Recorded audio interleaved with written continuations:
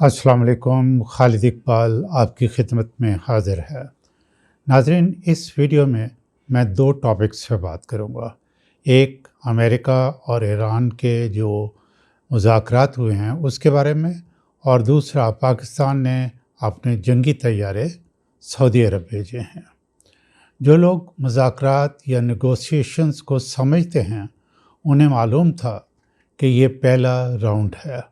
पहले राउंड में कभी भी तमाम नुकात पे इत्फाक़ राय नहीं होता, बल्कि पहला राउंड एक दूसरे को जांचने, तरजीहात जानने, रवैयों को पढ़ने और मुमकिन नताइज पर गौर करने के लिए सरफ होता है। बहरहाल, मैंने अपनी पिछली वीडियो में बताया था कि ये मुज़ाकरात कामयाब होंगे। मैं अभी भी ये समझता हूँ कि ये मुज़ाकरात कामयाब होंगे। डिस्कशंस होंगी, मुख्तलिफ सेशंस होंगे, माहिरीन गुफ्तगू के दौरान अपने अपने मौक़िफ़ पर ज़ोर देंगे। नेगोशिएशंस में दो अतराफ़ के मेंबरान एक दूसरे की कमज़ोरियों पर नज़र रखते हुए अपनी रिक्वायरमेंट्स बढ़ा चढ़ा कर पेश करते हैं। प्रेशर टैक्टिक्स भी इस्तेमाल करते हैं, जैसे अमेरिका ने मुज़ाकरात के पहले राउंड में किए।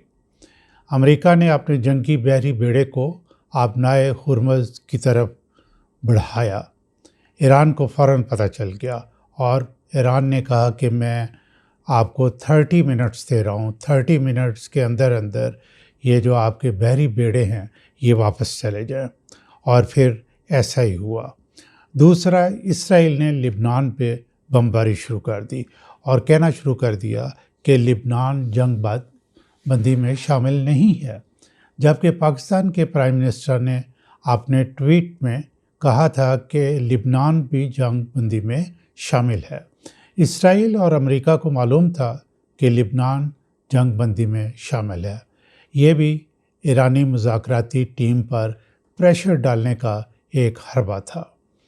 फिर अमेरिकी नायब सदर JD वेंस ने जिस तरह प्रेस कॉन्फ्रेंस की, सिर्फ अमेरिकी मीडिया को बुलाया और चंद मिनटों में प्रेस कॉन्फ्रेंस ख़त्म की और अमेरिका सुधारे। ये रवैया भी ईरानी अरकान को मरूब करने के लिए था।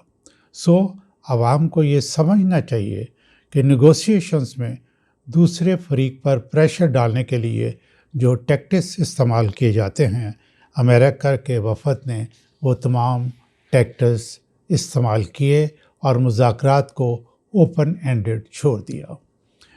आम तौर पर नेगोशिएशंस हम पल्ला मुल्कों के दरमियान होते हैं। ताकतवर मुल्क कमज़ोर मुल्क से कभी भी मुज़ाकरात नहीं करता। यह मुज़ाकरात होना ही इस बात की दलील है कि अमेरिका की कुछ मजबूरियां हैं जो इसे मुज़ाकरात की टेबल पे ले आई। अगरचे पाकिस्तान ने मुज़ाकरात पर दोनों ममालिक को आमादा करने में बहुत मेहनत की, लेकिन सारी दुनिया जानती है ईरान अमेरिका के मुकाबले का मुल्क नहीं। उसने बड़ी जुर्रतमंदी से अमेरिकी और इसराइली हमलों का मुकाबला किया और मौसर जवाब दिया, और अभी तक बहुत नुकसान उठाने के बावजूद मुकाबले के लिए तैयार खड़ा है। ईरान की बहादुरी ने और अमेरिका की कमज़ोरियों ने मुज़ाकरात को मुमकिन बनाया। ईरान ने यह साबित कर दिया है कि जंग सिर्फ जदीद हथियारों से नहीं जीती जाती, बल्कि जोग्राफिया, हिकमत अमली, सब्र, जुर्रत और सबसे बढ़कर अपने मुल्क के अवाम की मुकम्मल सपोर्ट ही ख़ास तौर पर तवील जंग जीतने के लिए मौसर हथियार हैं। जिस तरह की जंगी सूरत हाल का ईरान को सामना है, उस किस्म के हालात में आम तौर पर लोग अशिया ज़ख़ीरा करते हैं और अशिया खुर्दनोश की कीमतों में इजाफ़ा कर देते हैं। लेकिन ईरान में लोगों ने दुकानें खोल दी, खाने पीने की अशिया खुले आम रख दी और लिख दिया कि हस्बे ज़रूरत अशिया ले जाएं और कीमत जंग के बाद अदा करें। ये जज्बा एक ऐसा मजबूत हथियार है जिसे शिकस्त नहीं दी जा सकती। گو امریکہ اور اسرائیل نے ایران میں بڑی تباہی پھیلائی ہے اور ان کا اندازہ تھا کہ ایرانی قوم کے حوصلے ٹوٹ چکے ہیں اور اب انہیں مذاکرات کی ٹیبل پر بٹھا کر ان سے اپنی باتیں منوائی جا سکتی ہیں، لیکن امریکیوں کو ایران کے وفد نے اپنے علم، حوصلہ، ڈٹرمنیشن سے حیران کر دیا اور امریکی وفد مذاکرات کی میز پر اپنی خواہشات کا اظہار کر کے مزید بات چیت کو کسی اور وقت تک مؤخر کر کے واپس امریکہ چلا گیا۔ گو امریکہ نے شور برپا کر رکھا ہے کہ وہ جنگ جیت گیا، لیکن اگر جیت گیا ہے تو پھر یہ مذاکرات کیسے؟ میرا تجزیہ یہ ہے کہ ٹرمپ کے جنگ کرنے کے دو بنیادی مقاصد تھے۔ ایک اس کا اپنا تھا کہ وہ وینزویلا کی طرح ایران کے تیل پر قبضہ کرے۔ ٹرمپ کو اس کی انٹیلیجنس ایجنسی نے یہ اطلاع دی تھی کہ ایرانی عوام سپریم لیڈر علی حسینی خامنائی کے بہت خلاف ہیں اور جو ہی ان کو اس عہدے سے اتارا جائے گا، عوام خوشیاں مناتے ہوئے سڑکوں پر نکل آئیں گے۔ وہ شہید بھی ہو گئے، لیکن ریئیکشن بالکل الٹ ہوا اور ایرانی عوام متحد ہو گئی۔ دوسرا، ٹرمپ پر یہودی لابی کا پریشر ہے کہ مشرق وسطیٰ میں کوئی ایسا ملک نہیں ہونا چاہیے جس سے اسرائیل کو خطرہ ہو اور گریٹر اسرائیل بننے میں رکاوٹ ہو۔ مذاکرات کی ٹیبل پر امریکی وفد نے یہی اسیس کرنا تھا کہ خطرہ ختم ہو چکا یا نہیں۔ ان کو مایوسی ہوئی کہ ایران کے حوصلے ذرا برابر بھی پست نہیں ہوئے۔ اب ڈونلڈ ٹرمپ تو جنگ سے نکلنا چاہتا ہے کیونکہ وہ بری طرح شکست کھا چکا ہے۔ اس کو دونوں اہداف پورے نہیں ہوئے۔ جب جنگ ہوتی ہے تو نئی غیر متوقع چیزیں سامنے آ جاتی ہیں، جیسے کہ آبنائے ہرمز کا مسئلہ۔ ایران کے پاس موجود یورینیم معلوم نہیں کتنے حصوں میں تقسیم ہو چکا ہے اور کہاں کہاں پڑا ہے۔ مجھے توقع ہے کہ مذاکرات کا دوسرا راؤنڈ جلد شروع ہوگا۔ امریکہ ایران سے ڈیمانڈ کرے گا کہ وہ یورینیم کسی حالت یا کسی ڈگری تک بھی افزودہ نہ کرے، ایٹمی ہتھیار نہ بنائے، آبنائے ہرمز سے ہٹ جائے۔